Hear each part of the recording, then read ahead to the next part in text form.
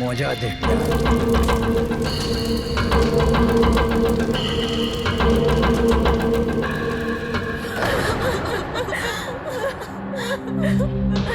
তো প্লেনে আপনাদের তিনজনের হাজবেন্ড ছাড়া শুধু পাইলট ছিল?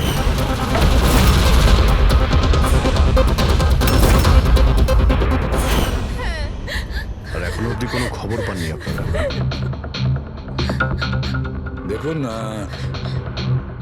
অথরিটিকে পুরো জিজ্ঞাসাবাদ করেছি, আর ওরা বলেছে যে প্লেনে কোনো টেকনিক্যাল প্রবলেম ছিল না।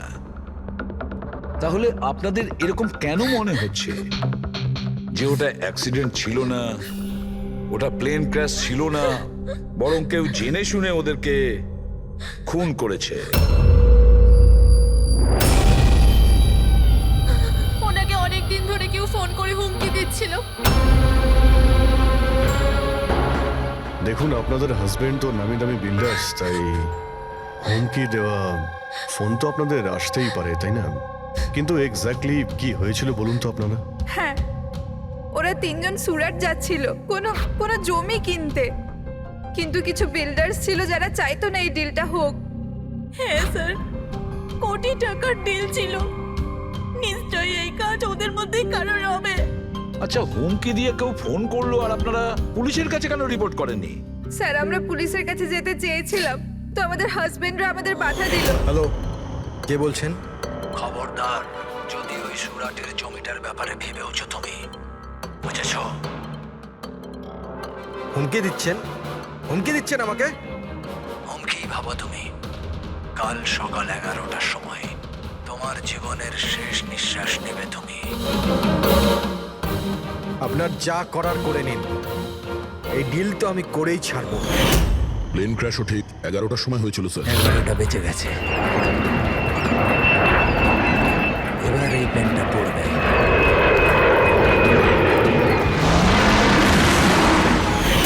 এটা কোনো কাকতালীয় ঘটনা হতে পারে না।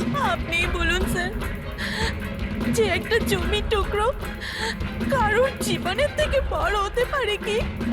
দেখুন, আমি আপনাদের প্রমিস করছি, যারা এই কাজটা করেছে তাদেরকে আমরা শাস্তি দিয়েই ছাড়ব।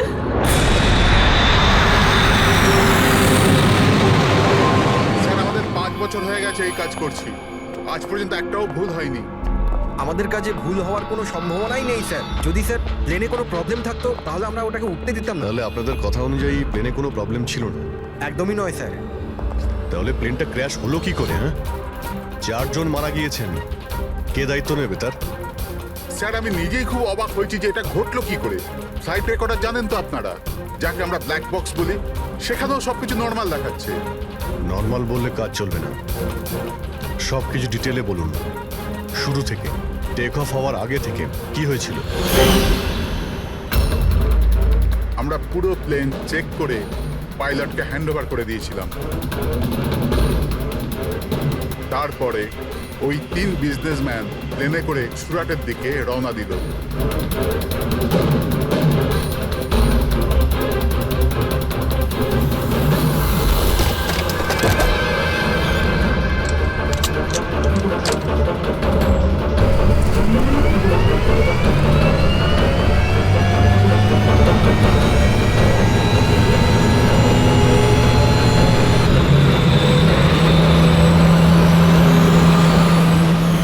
টেক অফের পারমিশন রেডিওর ফ্রিকোয়েন্সি থেকে পাই, মেন টাওয়ার থেকে।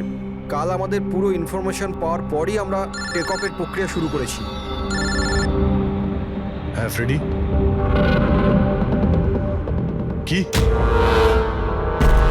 আচ্ছা, ওকে ওকে ওকে, হ্যাঁ ঠিক আছে, আমরা দেখছি। কি হয়েছে স্যার? মদনকে যে নাম্বার থেকে হুমকি দেওয়া ফোন করা হয়েছিল, সেটা ক্র্যাশের দিন এখানেই ছিল, এই এয়ার স্ট্রিপেই। স্যার, ফোনটা যদি এখানেই থেকে থাকে তাহলে এটা ভিতরের কোনো লোকের কাজ। কি?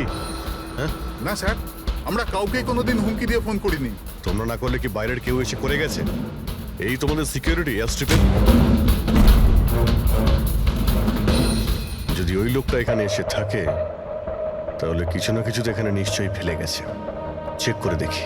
স্যার, এই জায়গাটা তো পুরো পরিষ্কার। ও যদি কোথাও লুকায় তাহলে ওই হ্যাঙ্গারের কাছে কোথাও লুকিয়েছিল।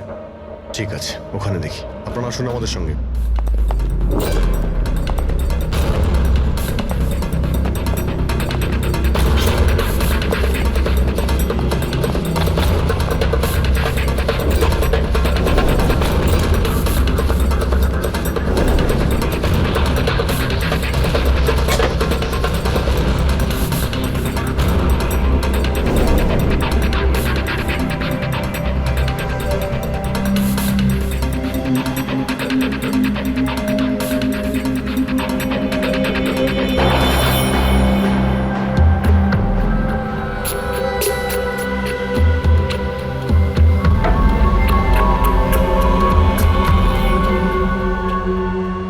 স্যার স্যার একটা ভাঙা ফোন পেয়েছি। স্যার আমার মনে হয় হুমকি দেওয়ার জন্য এই ফোনটাই ব্যবহার করেছিল। হতে পারে ইউজ করে ভেঙে দিয়েছে। রেখে দাও, কিছু প্রমাণ তো নিশ্চয়ই পাওয়া যাবে। কোথায় পেলে তুমি এটা? স্যার ওখান থেকে। স্যার এখানে।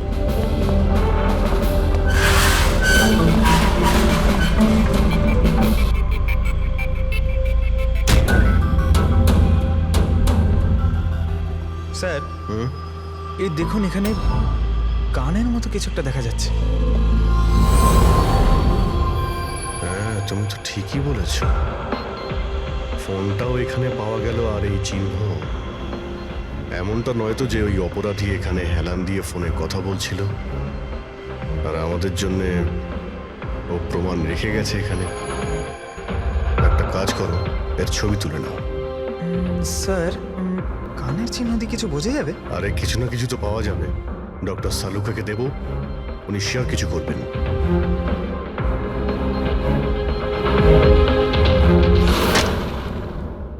স্যার দুটো লাশ পাওয়া গেছে, অঙ্কুর আর মদনের। অঙ্গদ আর মদন। আচ্ছা, সুমিত আর ওই প্লেনের পাইলট? খুঁজ চলছে স্যার, এখনো কোনো খবর পাওয়া যায়নি। আপনারা প্লিজ কাঁদবেন না, একটু শান্ত হন। দেখুন, আমি আপনাদের কথা দিচ্ছি, আপনাদের স্বামীকে যারা খুন করেছে তারা আমাদের হাত থেকে বাঁচতে পারবে না।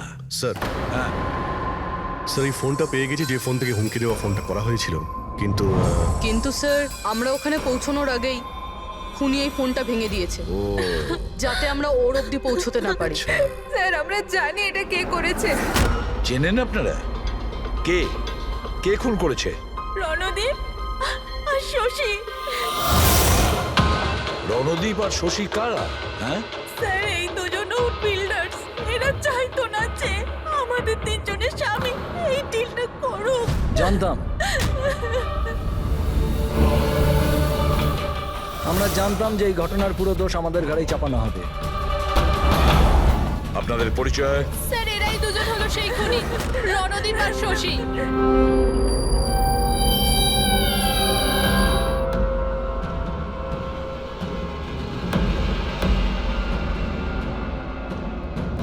জানি না এই মহিলাদের আমাদের সঙ্গে কি শত্রুতা আছে। যাই হোক না কেন, আমাদের উপরে সবসময় দোষারোপ। আর আগেও একবার এরা আমাদের মিথ্যে অভিযোগে গ্রেফতার করিয়েছিল। আচ্ছা, কোন অপরাধে গ্রেফতার করিয়েছিল আপনাদের? আমাদেরও একটু বলুন। স্যার প্রথমবার যখন অঙ্কুরকে কল করে হুমকি দিয়েছিল, তো আমি পুলিশে রিপোর্ট লিখিয়েছিলাম এই রণদীপের বিরুদ্ধে। আর পুলিশ আমাকে গ্রেফতারও করেছিল, কিন্তু পরে আমি নির্দোষ প্রমাণিত হই। হ্যাঁ স্যার, আসলে ওই হুমকি দেওয়া ফোন ওই গ্রামবাসীদের ছিল, যাদের জমি এরা নিতে চেয়েছিল। হ্যাঁ, ওই গ্রামের লোকগুলো তো এখনো জেলেই আছে। তো এই বাজে কাজটা তোমরা ছাড়া আর কে করতে পারে? দেখলেন স্যার, আবার আমাদের ওপর অভিযোগ। যদি আমরাই হামলা করে থাকি তাহলে সিআইডির কাছে আমরা কেন আসবো? কোনো ব্যাপার না, খুব তাড়াতাড়ি সমস্ত সমস্যার সমাধান হয়ে যাবে। হ্যাঁ, কারণ আমরা ওখানে অপরাধের কানের চিহ্ন পেয়েছি। আর ব্যাস, সেটা থেকে তো আমরা পুরোটা জেনেই যাব যে খুনি কে। এই দেওয়ালে যে কাঁচা রং ছিল, ওখানে এই যে কানের ছাপটা দেখা যাচ্ছে, এই কানের ছাপটা দেখো। কিছু দেখতে পাচ্ছ এতে? ওই কানের প্রিন্টে স্টারের মতন দেখতে কিছু ইমপ্রিন্ট আছে। আরো একটা কথা, এই যে অপরাধী, এ সমুদ্রের আশেপাশে থাকে। এইটা কিভাবে জানতে পারলেন স্যার? আমি বলছি, এই ফোনটা, এই ফোনের যে ভাঙা অংশটা, এর ওপর আমি কিছু সমুদ্রের বালি আর মাছের কাঁটার টুকরো পেয়েছি। আচ্ছা আচ্ছা, তো যখন ওই লোকটা তার জুতো দিয়ে ফোনটা ভেঙেছিল তখন ওই বালি আর ওই মাছের কাঁটা জুতো থেকে বের হয়ে ফোনের মধ্যে চলে আসে। জুতোয় বালি আর এই তো মাছের মাথা কাঁটা খুলেছে। হতে পারে ওই লোকটা ফিশ মার্কেটের আশেপাশে থাকে। এখানে তো দুটো ফিশ মার্কেট আছে, একটা ভার্সোভা জেটিতে আর একটা মার্ড আইল্যান্ডে। ব্যাস, তাহলে আমাদের কাজ হয়ে গেছে। এই দুটো ফিশ মার্কেটে গিয়ে খোঁজ নাও আর দেখো এমন কেউ আছে যে কানের মধ্যে স্টারের শেপের ইয়াররিং পড়েছে।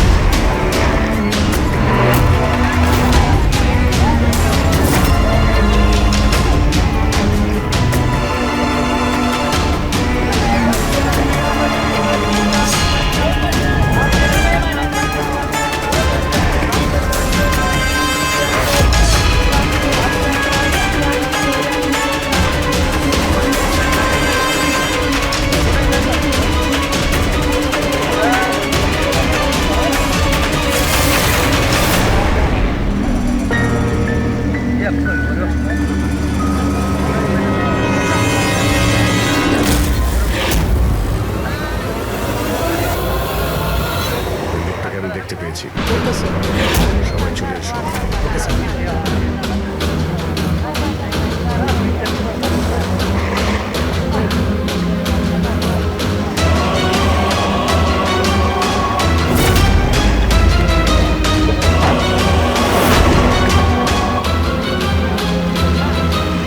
কারোর সঙ্গে মিটিং হওয়ার কথা।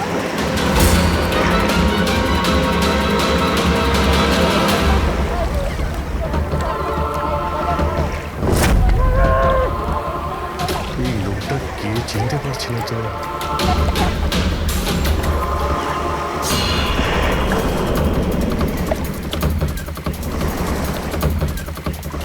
স্যার, এটা তো সচিন। এয়ারপোর্ট অথরিটিজ মরে যাওয়া পাইলটদের লিস্টে এর ছবি দেখিয়েছিল। এই পাইলটটা সচিন, সচিন বেঁচে আছে? স্যার, ও যদি প্লেন ক্র্যাশে মারা না যায় তাহলে এই এখানে লুকিয়ে কি করছে? তাই তো, সামনে আসছে না। চলো গিয়ে জিজ্ঞাসা করো।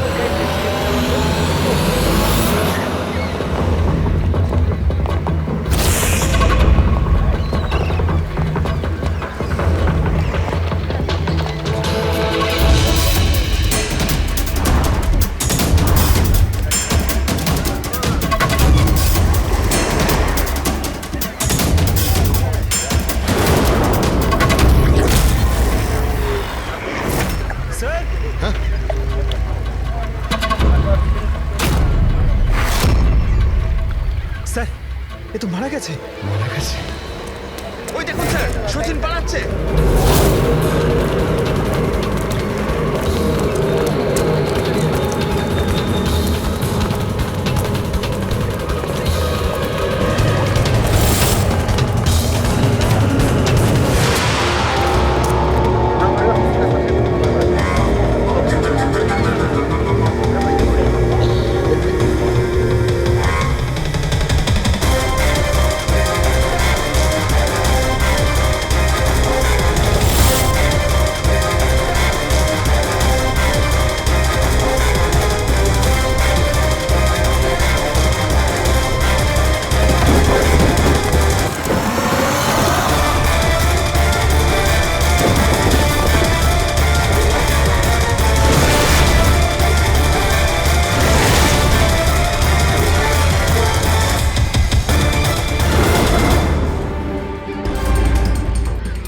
স্যার, ওই লোকটা মনে হয় এমন কিছু রহস্য জানতো যেটা সচিন চাইতো না আমরা জানতে পারি, আর হয়তো সেই জন্যই ওকে মেরে ফেললো।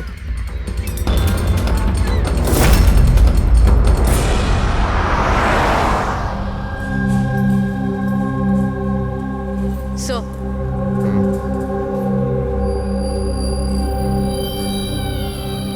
জিজ্ঞেস করতে চান আপনি আমাকে? আপনার হাজবেন্ড শচীনের ব্যাপারে। আপনি কি বলতে পারবেন ও কোথায় আছে? এটা কিরকম প্রশ্ন ইন্সপেক্টর?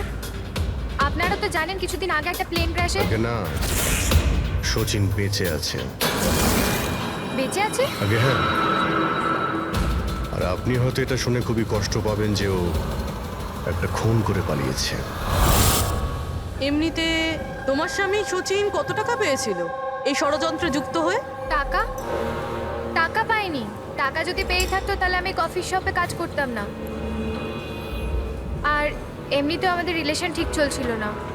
আপনাদের মধ্যে বনিবনা হচ্ছিল না? কি বলতে চাইছেন, মানে জিজ্ঞেস করতে পারি কি প্রবলেম ছিল? দীপ্তি নামের একটা মেয়ে আছে, এয়ার হোস্টেস। অনেকবার বলতো যে তোর সাথে ডিভোর্স নিয়ে ওর সাথে থাকতে চাই। কোথায় থাকে ও? সিঙ্গাপুর। সিঙ্গাপুর? কি শচীন বেঁচে আছে? এ হতে পারে না স্যার। আমরা নিজের চোখে ওকে প্লেনে উঠতে দেখেছিলাম। স্যার এত বড় দুর্ঘটনার ওর বেঁচে থাকার কোনো সম্ভাবনাই নেই স্যার। আর ও যদি প্লেন থেকে প্যারাশুট নিয়ে লাফ দেয় তাহলে? না স্যার, যদি প্যারাশুট নিয়ে লাফ দিত তাহলে কেউ না কেউ তো নিশ্চয়ই দেখতে পেত। আমরা কিছু মিস করে যাচ্ছি না তো? কি একটু আগে তুমি কি বললে? কি মিস করেছো? না না স্যার, কিছু না। তোমাদের অ্যাপিয়ারেন্স বলছে যে তোমরা কিছু লুকোচ্ছ, তাই তো? কি ব্যাপার বলো, বলো তাড়াতাড়ি। সরি স্যার, আমরা ওই ছোট একটা ভুল করে ফেলেছিলাম। কিরকম ভুল? স্যার যখন প্লেন টেক অফ করেছিল আমরা ওখানে ছিলামই না। আপনারা এত বড় ভুল কি করে করতে পারেন? হ্যাঁ স্যার ওই প্লেন যখন রানওয়েতে দৌড়চ্ছিল স্যার কিছু বিস্ফোরণ হলো স্যার। কিরকম বিস্ফোরণ? স্যার কেউ একজন চকলেট বোম ফাটিয়েছিল, তো আমরা ওইটাই দেখতে গিয়েছিলাম যে কোথাও কিছু হয়নি তো। আরে এটা তো চকলেট বোম। আর স্যার যখন আমরা ফিরে এলাম তখন দেখলাম যে প্লেন উড়ে গেছিল স্যার। এটা ওই দাড়িওয়ালারই কাজ হবে স্যার। ওদের কনসেন্ট্রেশন নষ্ট করার জন্য। হ্যাঁ, কিন্তু অভিজিৎ কেন? কিসের মোটিভ থাকতে পারে ওদের কনসেন্ট্রেশন ব্রেক করার জন্য? কিছু না কিছু তো গোলমাল আছে অভিজিৎ। আচ্ছা, যখন বোমটা ব্লাস্ট হয় তখন প্লেনটা বায়ুস্তরের কোন জায়গা ছিল? ওখানে গিয়ে দেখো। আসুন স্যার। চলো দেখো। আসুন।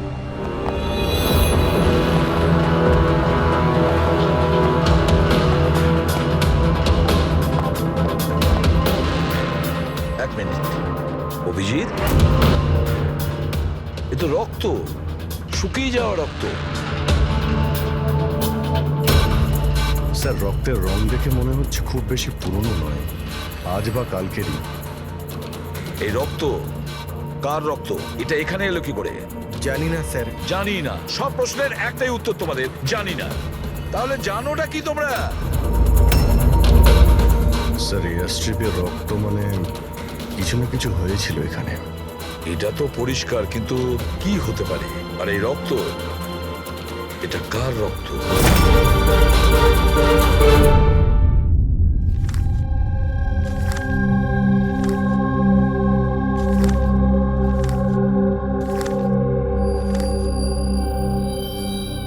বস, জানতে পেরে গেছি ওই এয়ার স্ট্রিপে যে রক্ত ছিল ওটা কার? কার ছিল?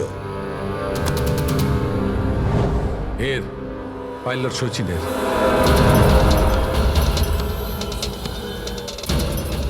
পাইলট শচীনের রক্ত? কিন্তু ওরা আঘাত লাগলো কি করে, কখন? স্যার যখন আমরা ওকে জেটিতে দেখেছিলাম তখনও একটা স্লিং ব্যান্ডেজ পড়েছিল, আর ওর হাতে ব্যান্ডেজও বাঁধা ছিল। কিন্তু ইঞ্জিনিয়ার আমাদের এটা বললো যখন শচীন টেক অফের জন্য যাচ্ছিল একদমই ঠিকঠাক ছিল, ওর হাতে কোনো রকম ব্যান্ডেজই ছিল না। এটার একটাই মানে দাঁড়ায় অভিজিৎ, শচীনের আঘাত এয়ার স্ট্রিপের সময়ই হয়েছে। প্লেনটা টেক অফ হওয়ার আগেই শচীন এয়ার স্ট্রিপে পড়ে যায়, আর ওর তখনই আঘাতটা লাগে। ঠিক এইরকমই হয়ে থাকবে বস, কারণ এই জন্যে শচীন প্লেন ক্র্যাশে মারা যায়নি, কারণ শচীন প্লেনে ছিলই না। কিন্তু ডক্টর সালুকে কেউ তাহলে শচীনকে প্লেন থেকে লাফাতে দেখেনি কেন? আরে দাঁড়িয়েওয়ালা ওখানে বাজি ফাটিয়েছিল না ওদের সরানোর জন্য। এগুলো সব সচিন আর ওই লোকটার প্ল্যান ছিল।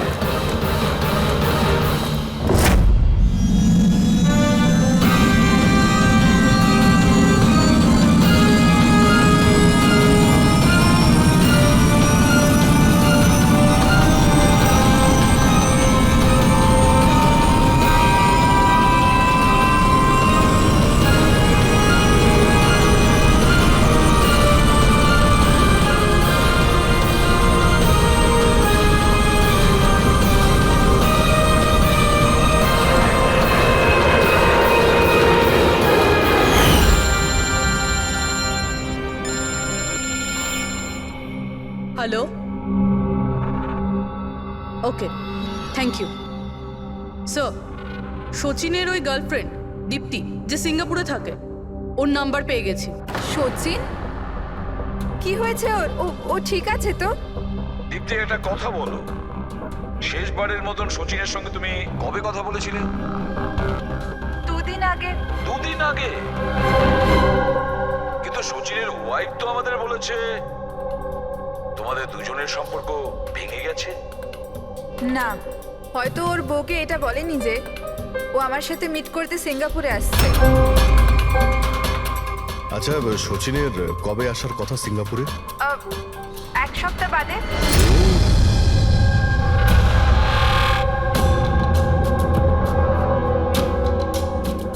আচ্ছা, আর কি কি কথা হয়েছে তোমার সঙ্গে 2 দিন আগে?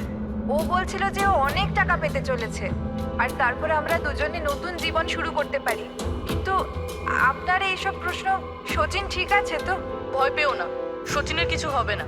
আর যদি দরকার পড়ে আমরা আবার তোমায় ফোন করব। Thank you. আচ্ছা, দীপ্তি আবার যুক্ত নয় তো এই প্ল্যানের সঙ্গে, এই সমস্ত ষড়যন্ত্রের সঙ্গে?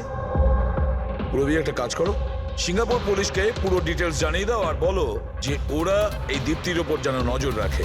Yes sir. স্যার, হ্যাঁ, সচিনের ওয়াইফের সঙ্গে কথা হলো স্যার। ও তো বললো যে সচিনের পাসপোর্ট বাড়িতেই আছে। কি? সচিনের পাসপোর্ট বাড়িতে? আর সচিন সিঙ্গাপুর যাওয়ার জন্য প্ল্যান করছে?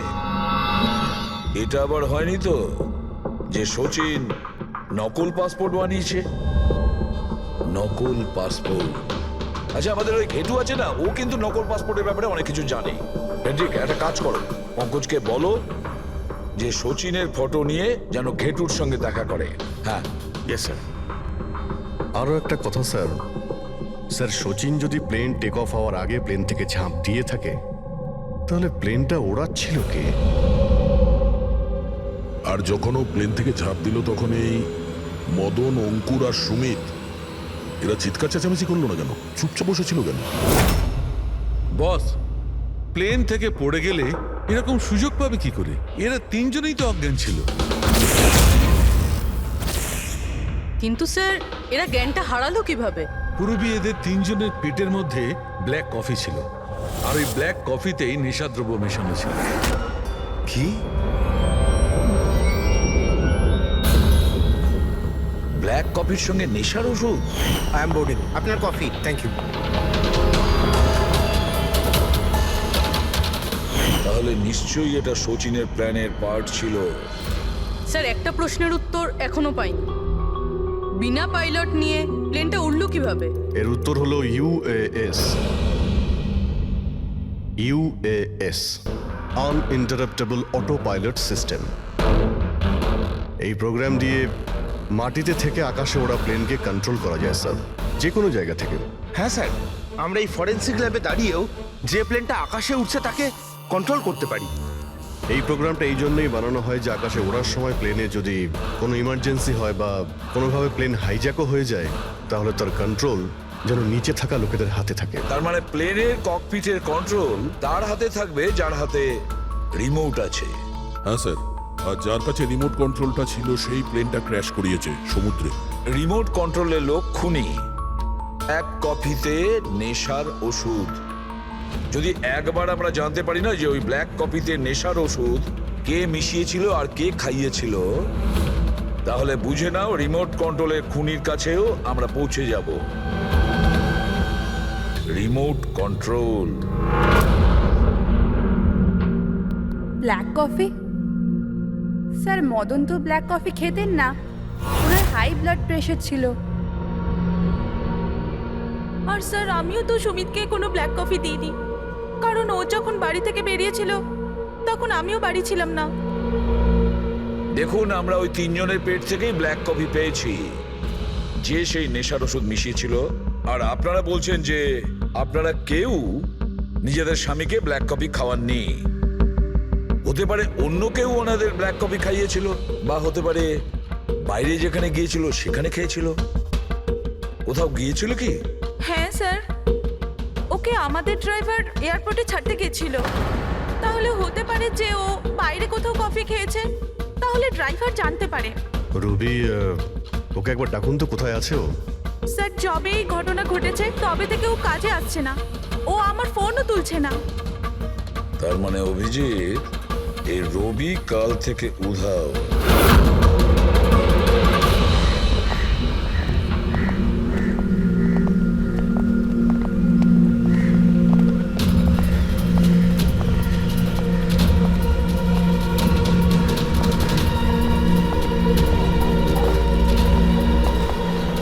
সৈয়ান প্লিজ একটু দেখি তো কি হয়েছে এখানে। দেখুন স্যার, এখানে খুব গন্ধ আসছে, আর এক্ষুনি পুলিশকে ফোন করেছিলাম কিন্তু এখনো কেউ আসেনি। আমরা সিআইডি থেকে।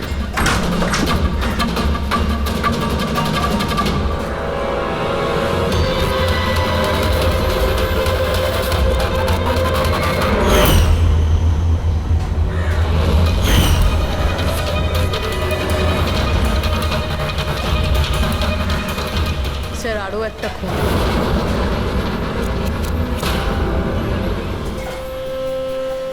চলে আয়, জাস্ট ফলো মি।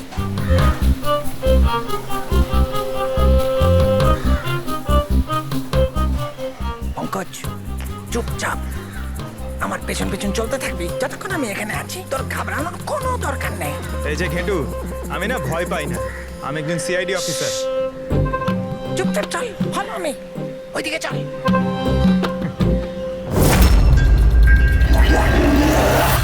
চলে আয়, পঙ্কজ।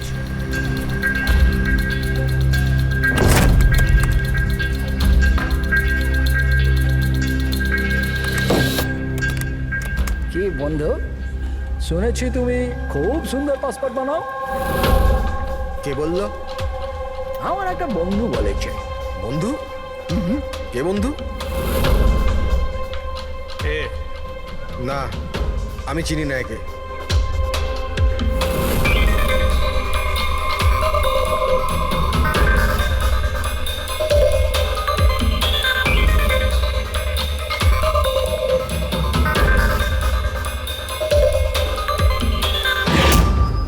এ তোমার বন্ধু? তোমার কোনো সন্দেহ আছে? খুব ভালো করে চিনি আমি একে। এর পাসপোর্টও রেডি হয়ে পড়ে আছে আমার কাছে। আরে বাহ, তাহলে তো আমারও পাসপোর্ট হয়ে যাবে, তাই না?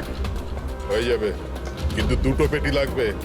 আরে দেবো তো 2 পেটি। বলো না কি চাই, আম চাই না 2 পেটি আপেল চাই, বলো কি চাই। এই শালা, 2 পেটি মানে 2 লাখ। 2 লাখ? 2 লাখ? চল এটা বল, তোর নাম কি লিখবো পাসপোর্টে? Sub inspector Pankaj, CID. CID? হ্যাঁ, সিআইডি। আরে আরে আরে, আমি কি করেছি তোমার? শুধু তোরই নয়, যত নকল পাসপোর্ট বানায় সব ধান্দা বন্ধ হয়ে গেছে। যে যে প্রশ্নগুলো আমি করব সব কটা সত্যি সত্যি উত্তর দিবি, না হলে 2 লাখ বার উঠবস করাবো, বুঝেছিস? জিজ্ঞেস করো কি করবার আছে। এ ওর নকল পাসপোর্ট নিতে কখন আসবে? জানি না। জানিস না? আজ সন্ধ্যেবেলা। দেখলে পঙ্কজ, খেঁচুর কামাল। স্যার রবির ঘর থেকে যে বোতলটা পাওয়া গেছে, ওখানে ওই নেশার ওষুধটা আছে যেটা সালুনকে স্যার ব্ল্যাক কফিতে পেয়েছিল। ওই রবি ছাড়া আর কারোর আঙুলের ছাপ পেয়েছিলে ওই বটলে? হ্যাঁ স্যার, রণদ্বীপের।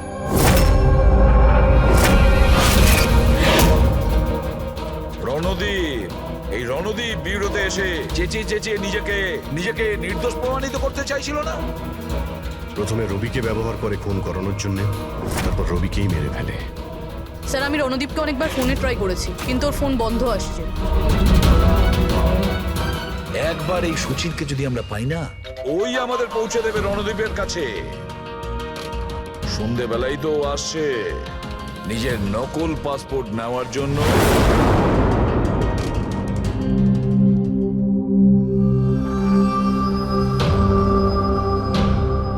আমার পাসপোর্ট রেডি আছে? হ্যাঁ, তুমি এক কাজ করো, তোমার পাসপোর্ট ওর থেকে নিয়ে নাও, ওর কাছে আছে। আরে ভাই তাড়াতাড়ি করো, আমার কাছে বেশি সময় নেই। সত্যি বলেছিস তুই, তোর কাছে তো একদম সময় নেই। বাস এইটা, এই ফটোটা চিপকে দি। এটা কি ধরনের মজা? মজা নয়, এটা সিআইডির উপহার। সিআইডি? বল, ওই প্লেন ক্র্যাশটা কি করে করেছিলি তুই?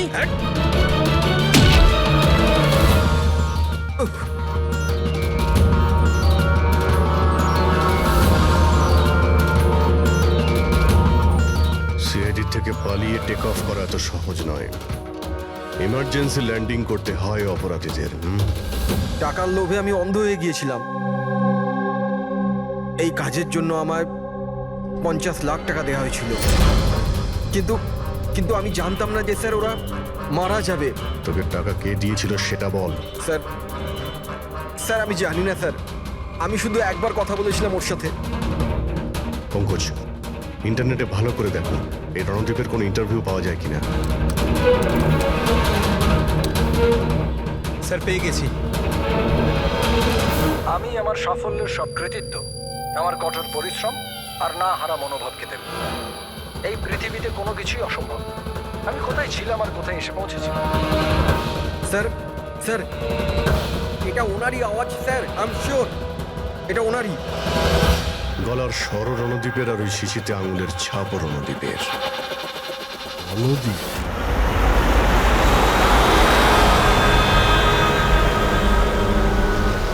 স্যার সামনে গিয়ে রাইটে। স্যার এই রণদীপের ফোন তো অফ বলছে, ওর লোকেশন কি করে ট্র্যাক করব? আরে ফোন বন্ধ তো কি হয়েছে পঙ্কজ, ওর ভিডিওটায় মনে আছে?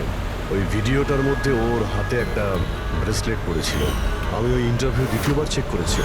কিন্তু স্যার ব্রেসলেট দিয়ে লোকেশন কি করে ট্র্যাক করব? পঙ্কজ, ওটা কোনো অর্ডিনারি ব্রেসলেট নয়। ওই ব্রেসলেটে জিপিএস ট্র্যাকিং লাগানো আছে। আর এরকম ব্রেসলেট বেশিরভাগ টাইপ 1 ডায়াবেটিসের লোকেরাই পরে। ব্রেসলেটে জিপিএস থাকে স্যার? হ্যাঁ, তার কারণ হলো যে ওর শরীর যদি কোনো সময় খারাপ হয়ে যায় বা ওর মাথা ঘুরে যায়, তাহলে ওর পরিবারের লোকেরা জিপিএস এর সাহায্যকে সহজেই ট্র্যাক করতে পারবে। কিন্তু স্যার এই জিপিএস বলছে রণদীপ কুন্ডু বাড়িতে আছে।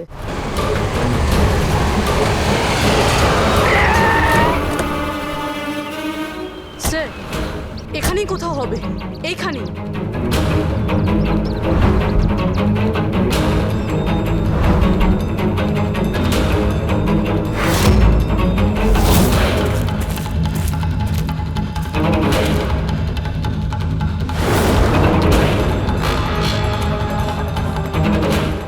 এইদিকে স্যার। স্যার এখানেই কোথাও হবে। ওর হার্ট রেট ক্রমশ কমে আসছে। হার্ট রেট ক্রমশ কমে যাচ্ছে? এদিকেই ও কোথাও আছে। দাঁড়া দাঁড়া, এই মাটিটা অন্যরকম মনে হচ্ছে কেন? এই মাটির নিচে আবার নেই তো? হতে পারে।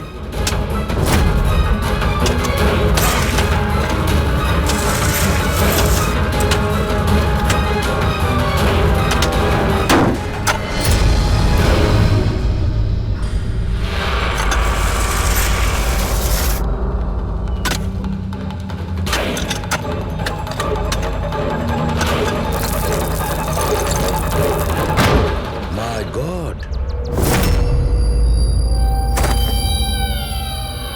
বেঁচে আছে? স্যার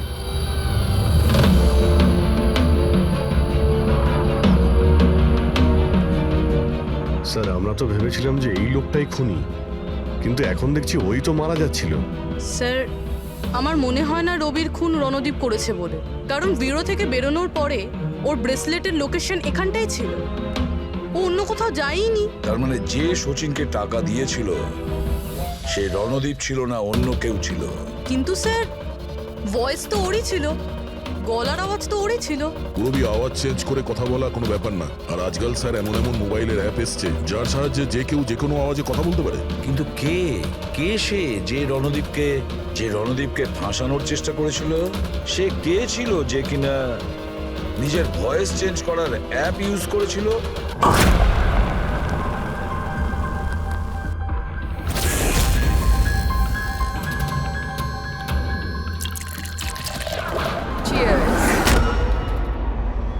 হ্যাঁ, চিয়ার্স চিয়ার্স। আসুন আসুন। আসুন। অভিনন্দন আপনাকে। অভিনন্দন? কিসের জন্য? ওই অ্যাপের জন্য। ওই অ্যাপ যেটা আপনাদের কোম্পানি বানিয়েছে, যেটা দিয়ে যে কোনো মানুষ তার নিজের ভয়েস চেঞ্জ করতে পারে। মানে? হ্যাঁ, একবার শুনবেন? তোমাকে তোমার অপরাধের জন্য এবার জেলে যেতে হবে। তোমার অপরাধের জন্য এবার জেলে যেতে হবে। এটা কি ধরনের মজা? এটা মজা নয়। এই ডিভাইস দিয়েই তুমি রণদীপকে ফাঁসানোর চেষ্টা করেছিলে, তাই না? পুরবি, অ্যারেস্ট করো একে। চলুন ম্যাডাম।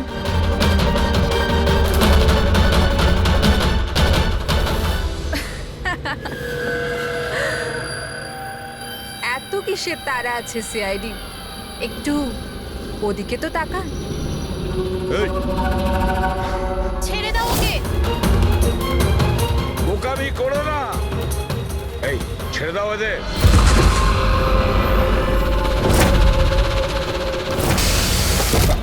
মাই গড, তাড়াতাড়ি ওঠো।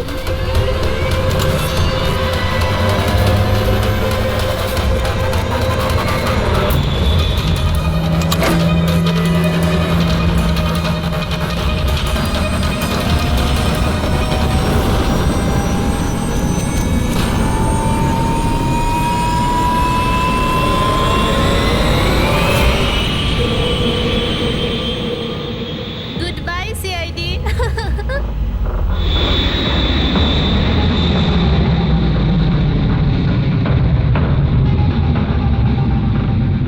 Well done girls.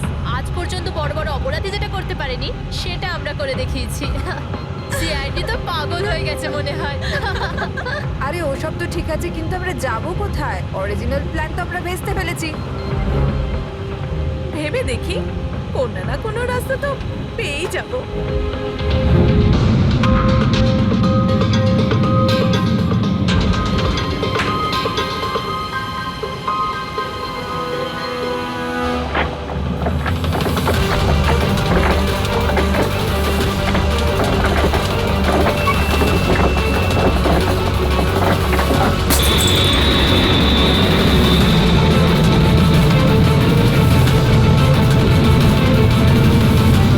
আরে কি করছিস? কিরকম ভাবে প্লেন ওড়াচ্ছিস তুই? আরে আমি চালাচ্ছি না রে। তুমি তো বলেছিলে যে তুমি প্লেন চালাতে পারো। আরে আমি এটা করছি না, এটা নিজে থেকে হচ্ছে। ও নো, প্লেন তো নিচে যাচ্ছে।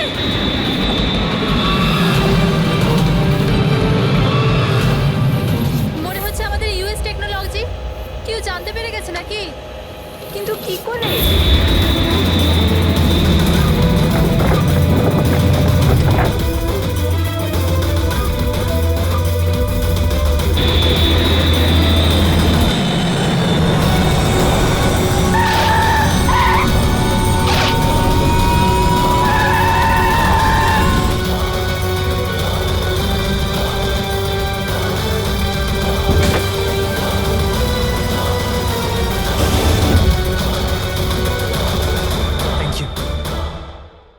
আসুন।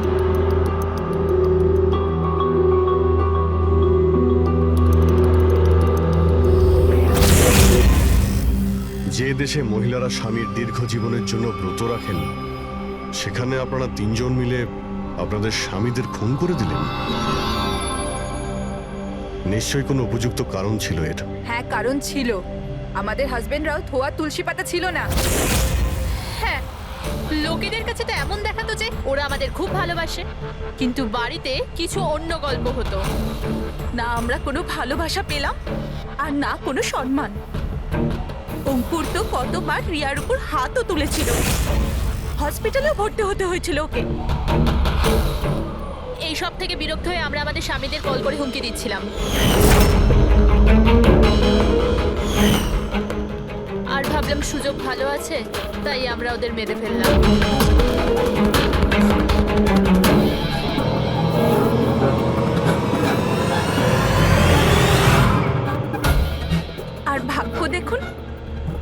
রণদীপ রবির কাছে গিয়েছিল ওই অজ্ঞান হওয়ার ওষুধ নিয়ে, যাতে আমাদের স্বামী মিটিংয়ে পৌঁছতেই না পারে।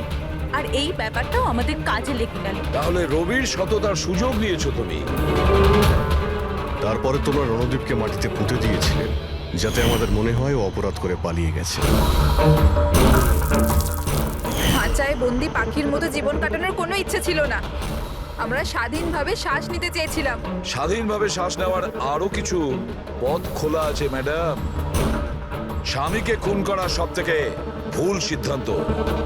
এটা ঠিক করতে যদি স্বামীর কাছ থেকে সরে যেতে, কিন্তু না, তোমরা তিনজন এমন রাস্তা বেছে নিয়েছো যে রাস্তা তোমাদের অন্ধকারে নিয়ে যাবে, আর সেটাও জেলের গড়াদের পেছনে।